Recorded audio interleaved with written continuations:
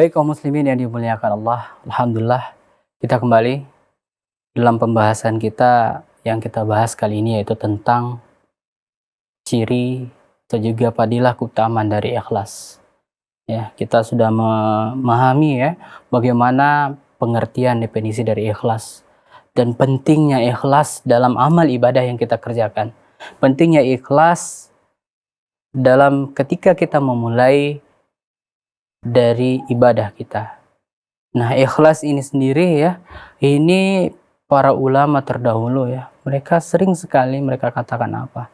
Kami belajar ya, kami belajar adab, belajar supaya bisa ikhlas ya dalam beribadah, dalam menuntut ilmu, dalam belajar, dalam menulis ilmu. Itu bertahun-tahun. Artinya perkara ini ternyata itu jauh lebih besar porsinya di sisi mereka dibandingkan belajar lainnya. Ya. Kenapa? Mereka memulai bagaimana menata hati itu betul-betul kuat dulu ya, benar-benar paham mereka tentang betapa pentingnya agar membangun ibadahnya itu betul-betul ikhlas ya. Baru mereka bangun di atasnya, di atas pondasi ikhlas tersebut. Nah, di sini ya bisa kita lihat betapa pentingnya amalan ikhlas tersebut dalam posisi ibadah. Ya. Kaum muslimin yang dimuliakan Allah. Nah, kemudian bagaimana caranya kita bisa melatih diri kita agar bisa ikhlas, ya, bisa menerima, bisa melakukan ibadah kiranya betul-betul murni lillahi ta'ala. Karena ya kita tidak menutupi kemungkinan ya. Betapa banyak dari antara kita ya awalnya ikhlas ya. Kita katakan, Ustadz, ya saya berimpak ya ketika saya mengeluarkan harta saya bersedekah. Saya bisa awalnya berusaha untuk ikhlas. Namun tiba-tiba ya ketika saya memberikan harta tersebut ya ada 1-2 orang yang kiranya melihat ketika saya melakukan ibadah tersebut. Ketika saya mengeluarkan harta tersebut, timbullah rasa bangga dalam diri kita, dalam diri saya, katanya kan. Nah, bagaimana caranya mengatasi hal tersebut? Nah, ini ya, seperti yang kita katakan tadi, ya seperti yang sudah kita bahas sebelumnya, setan itu pasti dia datang kepada kita ya, kepada kita ketika kita memulai ibadah kita. Dia akan mulai untuk menawarkan produknya. Ya, dia akan mulai untuk menawarkan ria kepada kita ketika kita memulai ibadah kita. Ini dia. Dan kita yang mau atau tidak mau menerima hal tersebut. Artinya ketika kita biarkan, ketika kita tidak pedulikan, maka kita bisa selamat. Nah, ini dia diantara bentuk usaha kita ikhlas. Ya. Namun ketika kita ikuti ya, kita ladeni ya apa tawaran tersebut dari setan yang menawarkan, menjajakan kepada kita ria, dan kita nikmati ria tersebut ya, kita merasa nyaman ya, merasa bahagia, merasa senang dengan pujian manusia, maka ketika itulah kita kalah ya. Jadi kiatnya, diantara kiatnya agar kita bisa belajar, berusaha untuk ikhlas, diantaranya adalah mempelajari, mengetahui, memahami benar tentang fadilah, keutamaan dari ikhlas. Ya, ini yang pertama sekali harus kita ketahui bersama kaum muslimin. Kita harus tahu, kita harus paham, kita harus belajar apa sih diantara keutamaan kita harus ikhlas. Nah, itu yang harus kita ketahui. Apa tuh keutamaannya?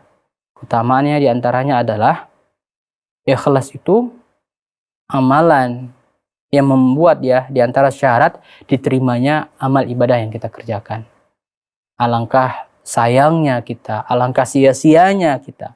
Ketika kita beribadah sudah capek-capek ya, sudah banyak kita lakukan ibadah, baik itu dengan sedekahnya, sholat malamnya, sholat jamaahnya, haji, umroh, puasa, semua kita lakukan dari amal ibadah, tapi kurang satu saja, yaitu kurangnya menjaga keikhlasan ya untuk Allah, maka Allah tidak terima. Ya, bukankah jelas tadi hadis yang sudah kita bacakan, innallaha la yaqbalu. Allah tidak menerima amalan yang tidak ikhlas lillahi taala. Maka di sini ketahui pentingnya ikhlas itu sebagai syarat diterimanya amal ibadah yang kita kerjakan. Kalau kita ingin amal ibadah kita tidak sia-sia, maka berusahalah, ya. Pelajari, ketahui banyaknya keutamaan-keutamaan dari ikhlas. Ini juga yang dikatakan oleh iblis, ya, sebelumnya kita sudah bahas bahwasanya iblis tidak akan mampu, ya, mengajak atau menjerumuskan orang-orang yang ikhlas, ya. Setan iblis tidak akan mampu menjerumuskan mereka. Karena apa? Karena orang-orang yang ikhlas, dia tidak memperdulikan, dia tidak menghiraukan baik itu pujian ataupun cacian manusia.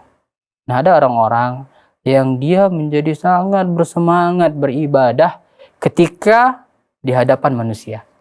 Ketika ramai yang melihatnya, dia akan mau berimpak, dia akan mau bersedekah ketika disaksikan oleh orang lain. Ini banyak kita dapati di zaman sekarang ini. Apalagi ini di zaman yang medsos ini, ya, mudahnya tersebarnya media. Nah, orang-orang beramai-ramai melakukan memamerkan amalannya. Nah, ini harus berhati-hati. Mungkin, ya, satu dua orang yang mengatakan bahwasanya aku mampu untuk menjaga niatku. Aku bertujuan untuk agar yang lain itu juga ikut bersamaku. Oke, kalau kita katakan dia mampu. Namun berapa lama dia mampu menjaga niatnya tersebut? Berapa tahan dia untuk menjaga niatnya betul-betul lurus, betul-betul lillahi ta'ala. Karena apa? Karena berbolak-baliknya hati, ya. Hari ini dia bisa saja menjaganya. Mungkin sejam, 2 jam, atau sehari 2 hari nantinya berubah niat tersebut. Maka di sini kiat yang kedua diantaranya adalah berusaha keras menyembunyikan amal ibadah yang kita lakukan. Ada sebuah kisah seorang ratu, ya, istrinya Khalifah Harun ar-Rasyid, Jubaidah. Ya, mungkin tidak banyak di antara kita mengetahui kisah ini. Kisah Jubaidah, ya. Dia seorang ratu, seorang istri dari Khalifah Harun ar-Rasyid, yang terkenal wanita yang dermawan, wanita yang rajin, semangat ibadah, wanita yang senantiasa selalu membantu orang lain. Sampai terkenal, ya, dia banyak membantu dari hartanya sendiri yang dia miliki, bukan dari harta kerajaan. Dari harta yang dia miliki, emas, perhiasannya dia infakkan untuk membiayai para ulama dalam menuntut ilmu, untuk membiayai orang naik haji, untuk mendamaikan orang yang berselisih, dan banyak lagi, ya. Sampai dia ada membuat sebuah infak, ya, besar, ya. Dia sediakan di Saudi itu ada sebuah tempat sumur yang panjang, ya, yang kiranya itu untuk minumnya orang-orang jamaah haji dan umroh, ya. Dia buat tempat bak yang besar panjang itu, sampai sekarang masih ada, bisa dilihat, ya. Jadi sampai tersebarlah berita di kaum muslimin ketika itu bahwasanya Zubaidah akan masuk surga dengan banyaknya amalan yang dia miliki. Maka suatu hari Jubaidah ini, namanya manusia, dia juga meninggal, ya, mati. Dan akhirnya suatu hari keponakannya yang senantiasa selalu bersamanya, qadarullah, dia ditakdirkan mimpi bertemu dengan Jubaidah. Dia mimpi keponakan dari Jubaidah ini mimpi bertemu dengan Jubaidah. Maka dia bertanya, bagaimana keadaanmu wahai ibuku, tantenya, gitu, ya. Dia bertanya, maka dikatakan sesungguhnya, ya, dia nanya lagi, bagaimana dengan amal-amalanmu? Apa yang Allah berikan kepadamu dengan banyaknya amalan yang kau lakukan? Maka dia katakan, sesungguhnya semua amalan yang ku kerjakan ketika di dunia itu, semuanya tidak ada apa-apanya, ditolak oleh Allah. Dari sedekahnya, dari bantu orang yang kesusahan, menghajikan, dan lain sebagainya. Dia katakan, sesungguhnya semua itu ditolak. Karena apa? Ternyata karena aku membanggakan dalam diriku amalan-amalan tersebut. Hanya saja ada satu amalan yang kiranya itulah yang membuat aku diselamatkan oleh Allah. dari perbuatan-perbuatan lainnya, yaitu amalan sholat malamnya. Sholat malam yang kiranya sholat malam itu hanya dia dan Allah lah yang tahu. Masya Allah, kaum muslimin yang dimuliakan Allah. Coba lihat ya, amalan yang begitu banyak ya, amalan yang begitu semangat dia kerjakan ya, ternyata karena adanya sedikit saja rasa ria di hati, merasa takjub, merasa bangga dengan amalan tersebut, itu bisa membuat tidak diterimanya amalan yang begitu banyak. Nah, sehingga ya dari sini bisa kita ambil pelajaran, kita harus berhati-hati ya, kita harus berusaha keras untuk bisa menjaga amalan tersebut benar-benar lillahi ta'ala. Dan satu lagi ya, kita harus berusaha memiliki satu amalan minimal ya, satu amalan yang hanya kita dan Allah yang tahu. Dan kita berharap ya kiranya amalan itulah, amalan sarair itulah, amalan rahasia itulah yang kiranya nanti bisa menyelamatkan kita. Kita bermohon kepada Allah. Mudah-mudahan ya kita termasuk orang-orang yang senantiasa Allah karuniai kekuatan untuk menjaga diri kita, menjaga niat kita ikhlas lillahi ta'ala.